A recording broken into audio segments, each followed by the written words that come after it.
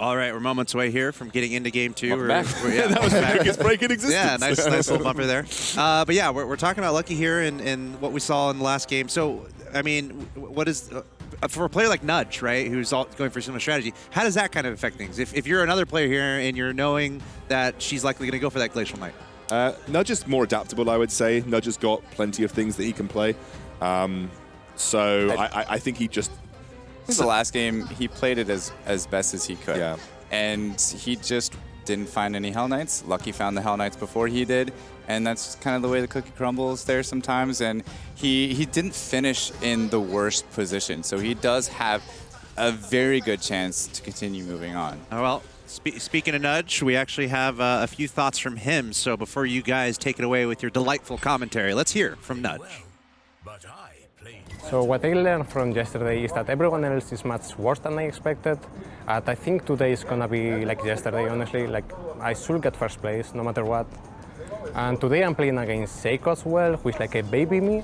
And I hope that he can qualify and get to 4 so we can play on the finals together. I told you, we're painting Nudge as the villain here. He's coming out, he's going to get first place no matter what. And I just want to give a kind of a little shout out to him. I don't blame him for going Glacier Knight last game. He got a Lightblade Knight round 4 or 5. Like, if I get a level 2 Lightblade Knight round 4 or 5, I'm sure as hell going Glacier Knights if I can help it, you know? Yeah, I mean, the other option would be Feathered. Which Lightblade Knight really is never option. optimal, right? So. Right. So he's like, okay, I'm just going to get first place. And baby me is going to be Seiko. And that's it. I kind of want to take a look at Lucky again in just a minute because just notice the units that she has on her board, and she hasn't even got to round 4, the part of the open fort yet.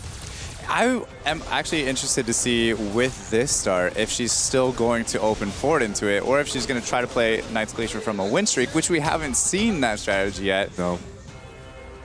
But I'm actually curious to see what happens. This is kind of like the story of the round right now, in my opinion. It depends whether she gets, I guess it depends on what she gets on round 4 shop. It looks like she just rolled. Or no, she just picked up a couple more units. What did she get? Oh yeah, okay, that works. And she has open forting. Wow, what a start for Lucky with her adjusted open fort strategy. Because obviously she delays the 10 gold by not selling things right now, but this is the build that she knows that she wants. This is the build that she always ends up with. And now she's already found a pair of Lincoln Hell Knights. That's insane. It's just honestly wreaking havoc on the entire lobby because they know that this is going to happen. And how do you play around this? Well, you see this on her bench. If you're looking at her bench, which a lot of people obviously will be. Oh, wow, that's close for Nudge. A lot of people will be looking at her bench. You're like, she's got 2 Hell Knights already. How can I possibly even compete for Glacier Knights this game? Yeah, 1 HP on that Soul Breaker there. About as close as it gets. That literally is about as close as it gets. It is. It's not about as close as it gets. It is as close as it gets. Archdevil now looking at a Glacier Knights for himself. However, if you're Archdevil, I don't know if I would... I would even contest. The only thing is, if you don't contest Glacier Knights at this point, then Lucky just kind of has fair run of the Glacier Knights and just kind of gets a little bit too overpowered. 2 other players playing Glacier Knight right now, and also Nudge has got a Hell Knight. Land has picked up a Hell Knight. A lot of people trying to compete for those Glacier Knight pieces going into this game. We'll have to see if any of them choose to diverge their build in later rounds. We'll also have to see how much Lucky picks up too, but a lot of people are seemingly taking the Knights onto their back at this point in time. Well, with Lucky being at 6 gold, I can imagine that she actually found some more units to pick up, because if she didn't, she would have a little bit more gold than that. She's at 6 gold right now, which is actually a little bit, it's a slow generation. No, she's what's she done here then? She's not picked up any more units. I think she just got like an extra. No, this is the same units that she had from round 4. So, okay, maybe she just got 5 gold then. She had 1 gold, got 5 gold from the round. So, okay. Yeah, I think she might have rolled. Possibly. I don't know. I don't know if that would be. It obviously wouldn't be smart if she did roll. Yeah. But if she did. She's still in a good position regardless. However, it is a little bit. She had basically 0 gold on round 4, That One was gold. round 5. She had 1 gold on round 4. Okay. No, maybe you're right. Maybe she either bought something or maybe she rolled once to see if she could get the pair of Hell Knights. I don't know. Irrespective, she's now at 10 gold, so she can start her interest generation. Yeah, and here we have Land now going into possibly a Hunter build already with the 2-star Aegis Ranger, also with a decent frontline and a 2-star Heaven Bomber. Not a bad start for Land, obviously. 100% so far now going into round 7 as it stands. It's actually a great start. Obviously, I would take as many 2-stars as I physically can. If you can 2-star the Swordsman as well, that's even better. Another player, Seiko, looks like he's considering a multitude of builds right here. He's got the Gali Knights, he's got the double Light Blade. I'm wondering whether people are looking to just hold on to the Knights on their bench to maybe deny them from Lucky. It would seem a bit more individually targeted, which I don't think is worth it at this stage of the semi-finals, but it may be just looking to shut her down because it is quite an obnoxious strategy to face against. Yeah, potentially, and it's not costing Seiko any extra gold here if you were to sell them. It is a pair of both the Lightblade Knight as well as the Argali Knight, so not necessarily the worst thing to have early game either, just for himself. We also have Philip now with a ton of Glacier units on his bench. Also a Flaming Wizard, potentially if he wants to go into mages, has the Dwarf Sniper, so quite a lot of gold sitting on Philip's bench. To be completely honest, he is at 3 gold at round 8, or 3 gold going into round 8, so his economy is definitely lacking. Also Nudge at 5 gold, he is a little bit behind as well, but they are level 5. He picks up a 2-star Skybreaker, throws that in, also has a 2-star Soulbreaker as well. So with that kind of a start though, you'd probably see him start to win, and he can definitely make economy on this round. Yeah, he could beat most people in the lobby, and I think if he wins, he's going to sell off the Unicorn. If he doesn't win, he'll probably sell off the Unicorn, I imagine, or either the God of War. No, not the God of War. He might sell off the... yeah, no, it has to be the Unicorn or the Tusk Champion, I suppose. Yeah. I say definitely the Unicorn, but either way, he's going to get over 10 gold here, and up against Psycho, he's going to have no problem able to keep the Unicorn and some extra HP this round. We've talked about before the start of going 2-star Goblins and how strong this could potentially be. In this situation, he doesn't necessarily have the Goblin or the mech bonus, but it is, I mean, not enough to get it done this time. Yeah, he was actually going up against 2-star Abyssal Crawler and a 2-star Soulbreaker. Sometimes when you're going up against someone that has an evenly matched Soulbreaker, it literally comes down to Soulbreaker RNG, which unit is going to get sniped by the Soulbreaker ability. I think Seiko just got the better Soulbreaker RNG, but Nudge has found himself a 2-star Swordsman, and I remember when Swordsman got buffed a few patches ago, and he instantly became one of the most broken early game units out there. His spin damage is absolutely ridiculous. Switching over here to Land, levels up to 6. One of the few that are actually level 6 here, aside from Archdevil being the only other one. Everybody else in the lobby at level 5, not leveling up on curve here, which not necessarily the worst thing in the world. There's only 2 players that are really contesting for that win streak at this moment between Land and Archdevil, if I'm not mistaken. Yeah, Archdevil not necessarily the most. Pretty much, you can see this. This is what happens with a open forwarder in the game. There's going to be one person that's going to be win streaking, and then everybody else is going to fall into this middling category. Yeah, it's pretty rough actually, and again, like I said, it's that mentality game, and when it comes to economy game, you're noticing that Lucky right now is in such a strong position economy-wise. She's going to be hitting 50 gold at around round 11, which is almost a perfect open fort gold value. She's got herself a 2-star Hell Knight with a steel armor already, a steel plate mail already. This is a great position for Lucky to be in. Again, coming out of the open fort with such a ridiculously good economy. Her strategy has been working time and time again, and it's very difficult to punish unless you want to take the risk, unless you want to try and open fort into her. It's so difficult to punish this strategy. Which she's just kind of betting that no one is going to take that risk with so much on the line, because it is at that point just a game of chicken. However, she also is pretty healthy relatively, and doesn't have any fear of losing to these creep rounds either, which is another thing that open forters have a hard time with, is getting past creep rounds. And with that modified open fort, she doesn't have that problem. Nope, she's absolutely fantastic position. 65%. at almost 50 gold. She's actually at 49. 65% at 50 gold, or she can sell the unicorn to get to 50 gold. Yeah, she's got it. She's got 50 gold. That is an insane amount of HP to have at this stage in the game with 50 gold in your bank. She has again found an incredible position to be in. Which is it's just insane to me that it's managed to work out this way every game. But she did get a great Glacier start because she had those Hell Knights very early on. She doesn't hold it for too long, right? She has that open 4, and then almost every single round 11, she starts to put units on the board. And so she is sticking to that strategy, not necessarily open forwarding anymore, but going 4 out of 5 units to make sure she's continuing that lose streak, probably down to round 15. However, Sweet Pea also looking at Glacier Knights, picking up the Soul Reaper, which is a huge gain round 11. It's also, you see Archdevil, the guy who just beat Sweet Pea here. He is also playing Glacier Knights, and he's actually got a lot of Lightblade Knights as well. He's got 2 there and 2 Hell Knights, so he's looking at trying to pair those up at this point in time too. So more competition for Lucky's build this time around. She actually doesn't have a single Lightblade Knight herself, at least not on the field right now. And that is, again, one of those core units that becomes really important. So we have seen, 2-star Hell Knight will get you so far, but you do need both the 2-star Hell Knight and the 2-star Lightblade Knight to do well. If we have a look at the rest of the builds, there's a lot of variation going on here. Some Spirit Cave Clan stuff coming out from Kong. I'm guessing he's just thinking about going towards mages. Looks like Seiko again with a God build in mind, but no real clear direction from a lot of our players other than the Knight players right now.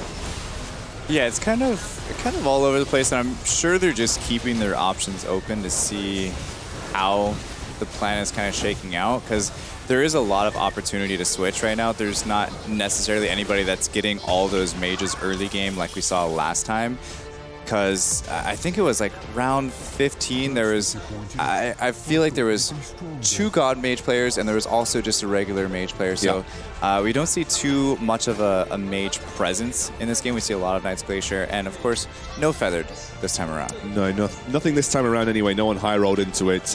Looking towards Nudge and Kong, their economy, I think, is in a very weak position, especially if you're Nudge. If you compare his HP to Lucky's HP, Lucky was 50 gold at 65%, Nudge is at 68% and is barely scratching 30 gold. So he doesn't even have particularly strong build. I mean, I think he sacrificed a lot of the gold to go for the units that he's got, but he is in a terrible position gold-wise in this game. And actually, this is going to be very difficult to come back, because if you were in this situation, sometimes you think, well, at least a good, clear direction for comp is going to help me. He doesn't even have that. It's too late to go Beast Warrior. It's too late to go Full Warrior at this point in time.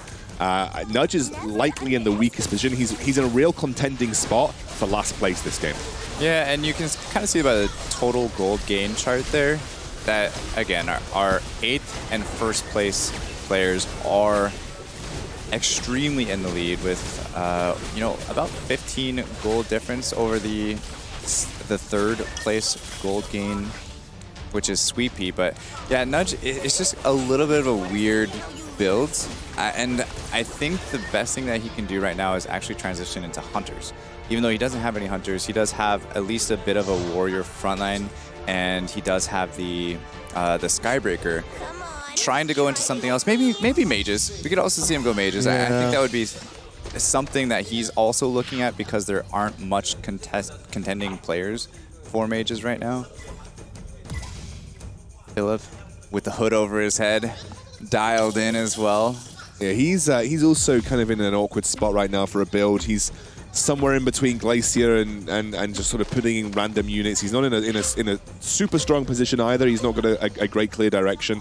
I agree. I think Hunters would be a good spot for Nudge to go. I think Mages could be okay, but there are a lot of Knight players this lobby, so you might find as you get towards the later stage of the game, if you haven't accelerated a Mage build already, you might be in a pretty rough spot. Yeah, but you got to remember that with so many Knight players, it's going to make the Knight players much weaker overall, right? So as a Mage player, as long as you can get a couple of those early 2-star, or just 2-star core mythical units between Tortola Elder and Dragon Knight, you should be in a fine position to finish in a respectable place, probably top 3 even, I would say. Nudge looks like he's considering Beast Warrior as his build pathway, but I just feel like it's a little bit too late. If you haven't high rolled into Beast Warrior, it can be very difficult to get a good foothold in the game from this point forward. But I'm also struggling to see where he could go easily without picking up major core units. Maybe he's just looking to potentially struggle his way to sort of like a 4th or 3rd place finish this game. Maybe if he's lucky that position. So Lucky actually losing her lose streak round 14 once again. Again, but you said she's in a better HP position this time round. She's again got 2-star Hell Knights. That's absolutely insane. I mean, we could be looking at another really early 3-star Hell Knight for Lucky. Yeah, I mean, she's very well economized, obviously, for quite some time now. She's got a lot more HP to work with this game than she had last game. I think last game she was down about 31% HP, so a lot more to work with. So she's probably feeling better this time around than she was last time. Got 3rd place, and as long as she can clutch herself up over that fold of top 4, she should be looking really, really comfortable going into the final 2 games. Of course, a little too soon to tell on this one still. Still needs to roll a few more units before that turns around. Philip turning it into a penguin, just barely getting by here. Scraped by the neutral round. And this is my heart goes out to every other player in that lobby, because the problem with dealing with an open forter by open forting is that the majority scenario that comes out of that is you both get dragged down into the mud.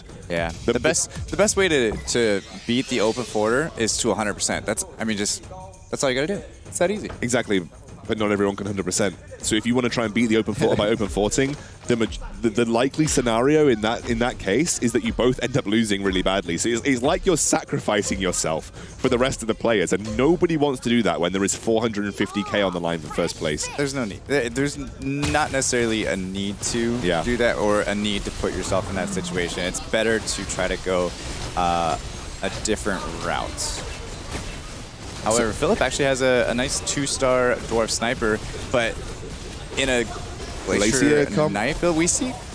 I mean, it's not bad for right now. It is going to cost him some gold if he does decide to sell it later on. However, for right now, it is going to help him kind of maintain some HP for a while, because it does a lot of damage, especially with Glacier bonus.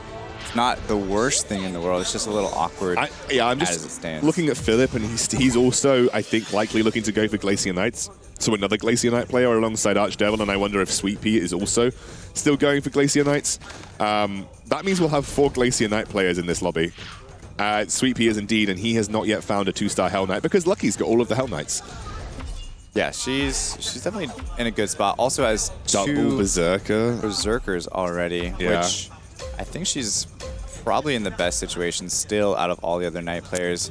Again, Sweet Pea, the other one that's playing Knights, didn't open for it. Now he's actually behind the wagon on HP. Archdevil also playing Glacier Knights, by the way, so there is a situation. I mean, he could also be in a good spot. He's at 95% HP, so yeah, he looks like he's in a good spot as well. But a lot of Glacier Knight players this lobby, which means it really comes down to luck to see who's going to end up getting the 3 stars first, and that actually puts pressure on every Glacier Knight player in this lobby. Yeah, Archdevil on just a baby 2-win streak right now does actually lose that to Kong. Land, we haven't actually checked on Land for a bit. His Hunter build is coming in just nicely. It's really good. Yeah, really good at this point in time. Oh my word, he's picked up a 2-star Doom this early as well, which is great for him. He's got a good, strong warrior front line. He is working towards an Orb of Refresh. If he gets lucky with his items, could pick one of those up. So let's take a look at the numbers just purely. We have Land, 100% HP. Yeah. 50 economy. Yeah. Level 8, round 18.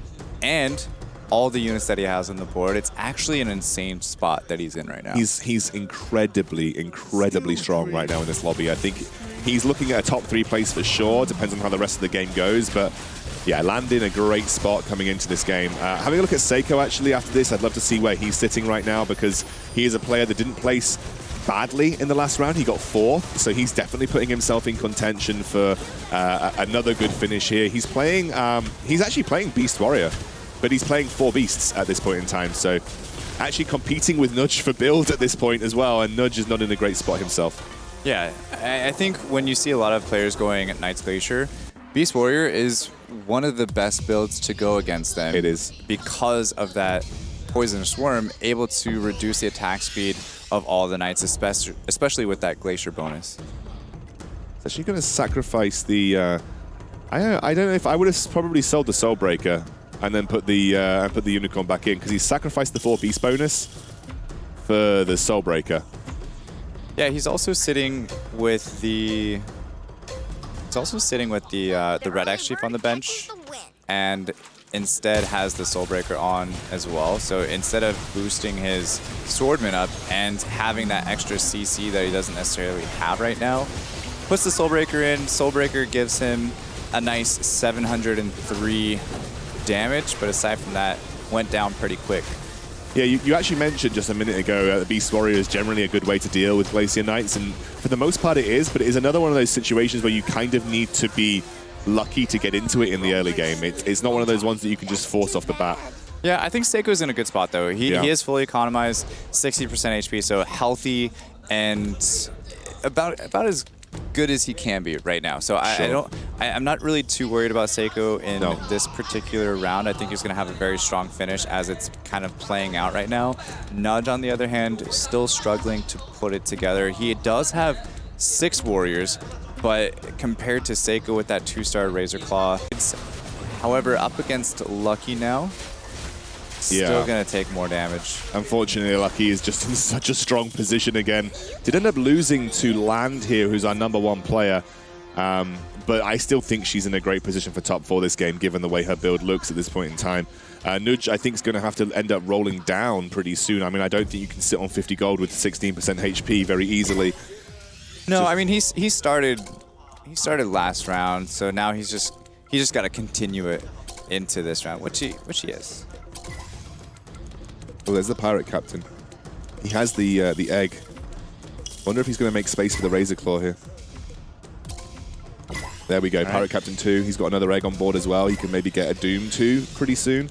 That was actually a good roll down. I wonder how strong it's going to make him, though, comparatively.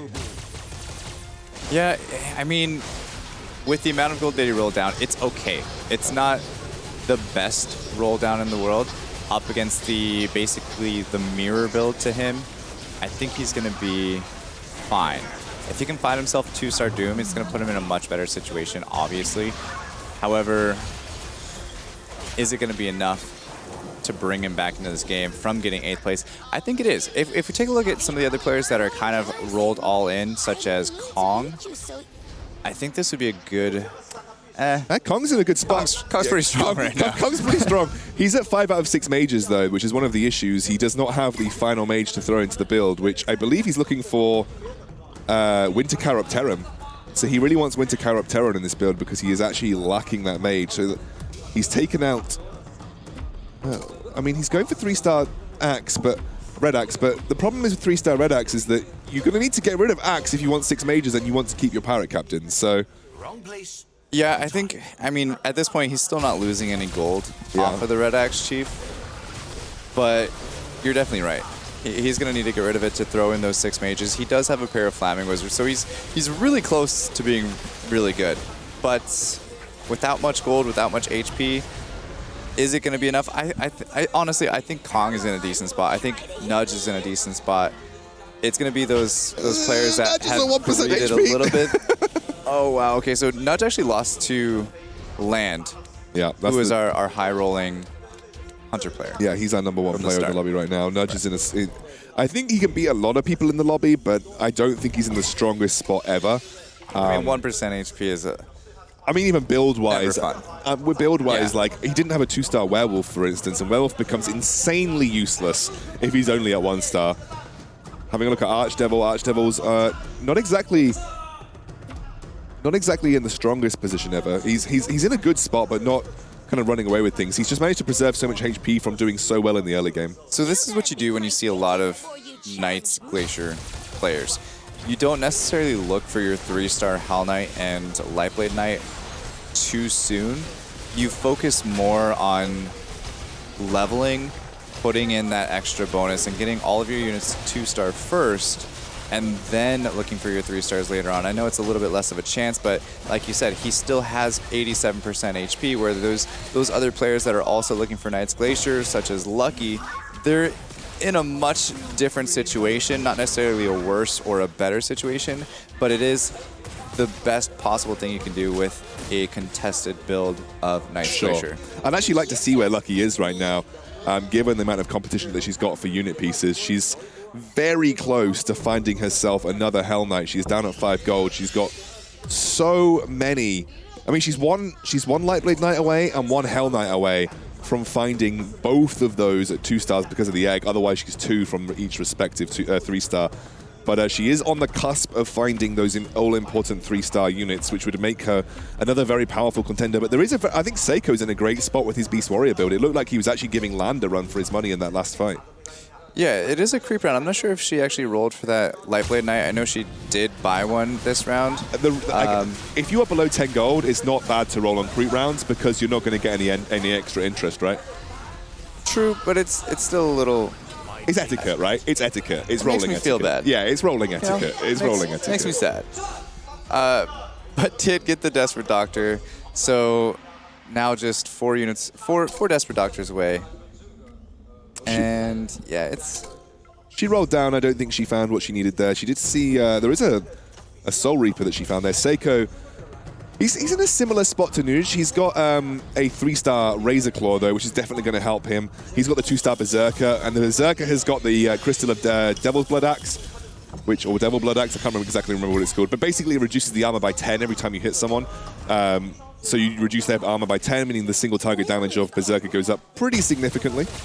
Yeah, the thing that he's missing here is, of course, the Werewolf. Yes. That's going to be his 6th warrior and the human bonus at the same time without having to use that unicorn on the side. If he can find that, even a 1-star, just to throw that in instead of unicorn, that's going to be extremely beneficial for him. Nudge now getting dropped out at 8th to Land. He got put up against Land a few times, or a couple times in the last few rounds. Pretty sure the way the algorithm works is that beyond the neutral round, it resets, right? I think the neutral round resets the people that you play against. Yeah, I mean, it would make sense if he got put up against Land, and that's probably the one person, or one of the few people that he didn't want to get put up against right now. It's terrible matchup RNG for Nudge. It's one of the parts of the RNG that we don't really talk about too much in the game, but that is awful matchup RNG. Real. It's very real. It very much is, and I feel sorry for Nudge. He wasn't in the greatest spot this game. Having a look at Sweet Pea. Sweet Pea has got the 3-star Hell Knight, so he's taking that fight too lucky in terms of finding those units, and he's in a pretty good spot, although you can see, wow, Kong just absolutely wipes the floor with him. That was I mean, he must not have gotten shields from his knights or something, because that was extremely easy. Wait, Philip's also got a 3-star Hell Knight? Philip wasn't even close. Philip's got a 3-star Hell Knight, and he has a 2-star Dragon Knight. Oh, he's running... is he running... He's not... He's running that instead of... Why is he running that instead of Lightblade? Yeah, doesn't have Lightblade. Just has 1 Lightblade over there, which is a little scary. I mean, obviously, if I had a 2-star Dragon Knight, I would take that over a 2-star. I'd take it over a 1-star Lightblade Knight. I don't know whether I'd take it over a 2-star Lightblade Knight. I think I would still take it over a 2-star if I just had it. The problem is that he's bad until he transforms, right? Yeah. Yeah, but... I think it's a toss-up, right? Depends on your itemization, I suppose, right? If I had a Lightblade Knight 2-star with Frantic Mask, I'd take that over a 2-star Dragon Knight. I mean, if I already had a 2-star Lightblade Knight and I was rolling past Dragon Knights, I wouldn't even pick them up. But if I didn't have any Lightblade Knight and I rolled past Dragon Knights, I would pick them up. Well, the 3-star Lightblade Knight for Lucky ends up doing the work for her, and she ends up beating Sweet Pea in the versus matchup. Philip ends up going out here, so he didn't unfortunately end up losing. Yeah, that was the player that didn't have the Lightblade Knight, right? Yeah. Yes, it was indeed Philip. He was running the weird... At round 15, he had like the Dwarf Sniper Glacier stuff going on. So he very quickly accelerated into a 3-star Hell Knight, which was good for him. Yeah, Lucky looking pretty strong here at 0 gold. And looking for 2 more Hell Knights. Of course, use the egg on the Lightblade Knight to make that 3-star, which at 11% HP, you don't really want to take too many risks to, I guess, find one first before the other and greed over that egg. But getting put up against Land and his extremely good hunters here. Dark Spirit as well for Land as well, which is a massive, massive counter to the to the Knight builds. I'm wondering whether this will be it for Lucky. I don't think it will. I think she's going to survive with just enough HP, and yes, indeed, with just one Ignis Ranger, she'll be fine. 3-star Lightblade Knight definitely did some work there, and only taking 2 damage there. 2 damage, not too bad at all.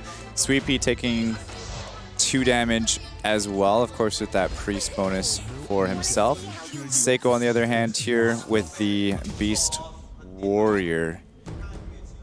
He has got that werewolf in. He did find the werewolf that we talked about previously as well. So he's got the 6 warriors, 4 beast, and the added abyssal crawler we see there for the marine bonus, going up against, I think they're just Seiko. Or no, Seiko. No, it's just Kong. Kong's Yes, the only, right. but you might as well put it in there, because if you match up into Kong, you want to give yourself the best opportunity to not get completely wiped out as Beast Warriors. So, you know, I understand it. Yeah. Kong's in a great spot, though. He is in a really good spot. Yeah, he's looking pretty good. He was able to find his winner Cairo Terran as well. Got the 6 mages, so players picking up the pieces that are finishing their puzzles now as we take a look at the items here going into round 31. So pretty decent items overall. There's nothing really that stands out as being somebody that's either just doesn't have any items or somebody that has way more items than the other. The Axe of Devil Blood is actually a pretty solid counter into Knights, especially if you give it to one of your hyper carries, because it actually reduces armor by 10, like I said, which it pierces through the Knight shield pretty effectively. It's a really good item into Knights, and both Seiko and Land have that on them, so dealing with Glacier Knight should be okay, as Seiko actually picks up a 3-star Swordsman here, which is a great pickup for him. Yeah, on the side there, not getting the ult off just yet, but that big Pirate Captain Ghost Ship hits right on all those Knights, and now Swordman doing some damage there. Look at the damage from Berserker. Yeah. He's got that item. He's going into Glacier Knights. He's doing a serious amount of DPS. I don't know whether it's going to be enough, but... Yeah, Sweet Pea dropping out there to Land. Pretty much everybody that goes up against Land is taking an L right now. He is by far the strongest player in the lobby. Still, Lucky picking up an egg now. I would say at this point, 9% HP. There's a couple players left. Wouldn't be the worst thing in the world to sell those Frost Knights and look for that one more Hell Knight. Yeah, Frost Knight 3 is not going to win your game. Hell Knight 3 will. So I think I would be in the same boat, but it is a very slim chance, but you might as well take that chance, I suppose. Heaven's Gift, which has been nerfed, by the way. I would say that Heaven's Gift was broken when it first came out, but it is in a slightly more tenable spot these days. Up against Land, and hopefully she has another good finish as she had last time, only taking 2 damage here, because this could be disaster for her extremely quickly, but those shields proccing very nicely, and it looks like she's going to be just fine. One more round, but this is it's too close.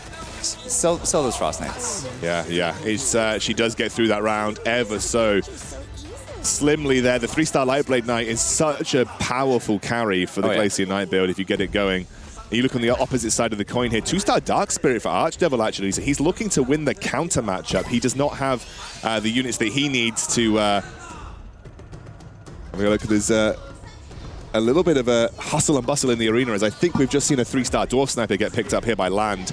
We were actually alerted to the 3-star Dwarf Sniper because the Chinese commentators really, they went for it. So we're good to see Land in a good position here. He's been in a good position all game long, though. If we take a look at his shop, he might have had a few Dwarf Snipers just in one. Yeah, because he not only had a 3-star Dwarf Sniper, but he also had a Dwarf Sniper on his bench at the same time, and now just 2 Dooms away from a 3-star Doom as well. Taking another quick look back here at Lucky. I think she's out. She's going to be fine. She's out, I think. Fine. Oh, she is out. Yeah, yes. she's out. Getting taken out here at 5th. And I'm not sure, I didn't quite catch if she actually did sell those Frost Knights to go for the Hell Knight. Something that we talked about could have potentially kept her around for a few more rounds, and could have actually gave her a few more points if she did take that gamble, but ended up greeting the Frost Knights there. I mean, at the end of the day, she was in a solid spot. I think 5th is an okay result given the amount of people that went for Glacier Knight in this game. She still placed above both Philip and Sweet Pea, who were also trying to go for the Glacier Knight builds. And 5th still gets you a decent number of points, given that I think she took 4th in the last game. So third. I think she got 3rd in the last game. She actually comes away with a good amount of points regardless over the first 2 rounds. So she's in a solid spot. Yeah, definitely not bad to say the least. Seiko now, on the other hand, going up against Land and that 3-star Dwarf Sniper and 3-star Aegis Rangers, wreaking havoc. Might be enough. No, it's not going to be enough. I think he's going to take 6 damage here. Yeah, I don't think he's out, but he took 5 damage. 5 damage, okay. Yeah. The damage is calculated in weird ways. It's not calculated by a direct scale that you'd think about. It's calculated by the level of the unit, and the level of the unit depends on how much it costs and the star that it is, and all of them have got like a different scale. Druids are even more different because they require less to get to 3 stars, so I can never like correctly predict how much damage. You can always have a solid guess, but if you're extremely good at math and doing math extremely quickly, I guess you could, but I don't even know what the formula is. I don't even know what the formula is for it. Yeah, it's not just clear cut, like you said. It's some interesting stuff. Seiko would have 2 4th places in a row if he were to get 4th place, I believe, on this game. So that would actually give you 10 points overall, which would be a good place for him to be going into the second half of this tournament. Unfortunately, his European counterpart, his sensei, as he said in the interview, not doing so hot with, unfortunately, I think he got 6th and an 8th place finish. So he would be sitting on only 2 points overall, which wouldn't be great for Nudge. Still, it's not sort of inconceivable to get back, but yeah. Yeah, here we go. 4 Marines with a 3-star Doom. So any mage player, I think that, I don't know, I think the Doom is going to be a little unkillable, to say the least. He's got the heart of the Tarask on the Dwarf Sniper. That tickles me because it's going to barely get used for the entire round. It'll be like the last-ditched attempt. Imagine having that on the 3-star Doom. Yeah. That's always what I say. Just imagine. Just imagine it there. Kong and Arcevil, though, doing extremely well this game. They had a very solid finish last game, so those two looking to pick up some more points. Seiko now getting knocked out at 4th. Not the worst position again for Seiko, so still in the running. No extremely bad losses for either, Seiko or Lucky at this point. Oh, Mjolnir on Lightblade Knight with double Frantic Mask, and this is something that I do quite often. I don't know about you, Clay. An anti-magic cloak. I like to give some of my backlines some magic resist versus mages because it is extremely relevant. They don't get wiped out versus things like Tortola Elder Ultimate or God of Thunder. So I like that he's done that because he knows how important the Lightblade Knight is. Maelstrom Defector as well. Yeah, I mean, Defector carry for sure.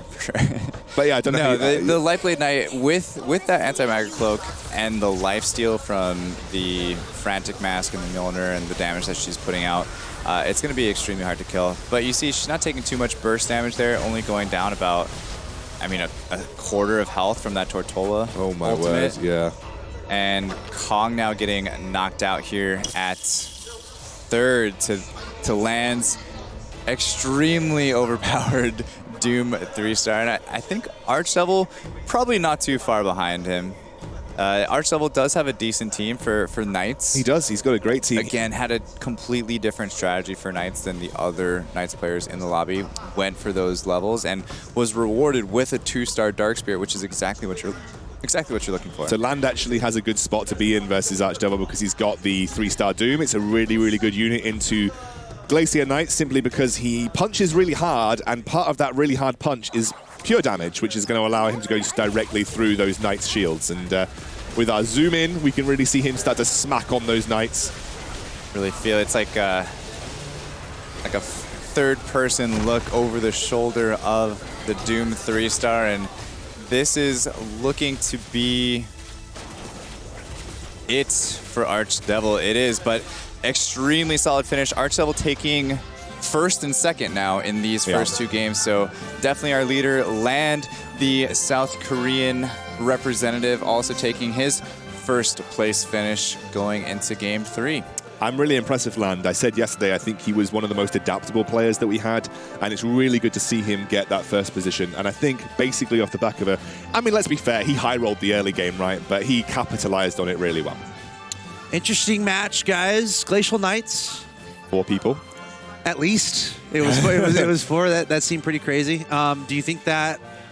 I mean, is Lucky playing into those decisions from those players to kind of go Glacial Knight? Because I was kind of thinking about that. Are they like just trying to mess with her a little bit, maybe? I felt Like, that maybe that was the case. Right, I felt that maybe might have been the case. I mean, it's one player. I don't think that they're really gunning for anybody. I think those are the roles. It's one of the strongest compositions in the game right now, and if they're given those units, they're going to take them. I feel like At the end of the instead day. of feeling scared by Lucky's Glacial Knight attempts, if they get the opportunity to go it, they're playing their own game. And if it happens to be that they're going Glacial Knights, they're going Glacial Knights. But it definitely made Lucky's strategy worse, as you could see. Right. Now, I'm still impressed that she placed 5th. I still think that she obviously has perfected at least positioning quite well. And 5th still gets a good amount of points going into the next lobby. So she's in a great spot to still qualify. But again, it's one of those situations where a lot of players were just like, I can't feel scared by the fact that I know this person's playing Glacier Knights. If I get given Hell Knights and Lightblade Knights, I've got to go for it. Yeah, definitely Archdevil and Kong looking really strong, like we said. Yeah. First and second and third this round. And so those two players are now setting the bar for the other final 3rd and 4th spots. Lucky with some pretty strong finishes. Land, of course, with a strong finish as well, fighting for that 3rd and 4th place. Now, Seiko on the edge, I'm sure. Also, Lucky probably on the edge at this point. So just trying to battle things out. And we're going to take a look here at the score for the match result.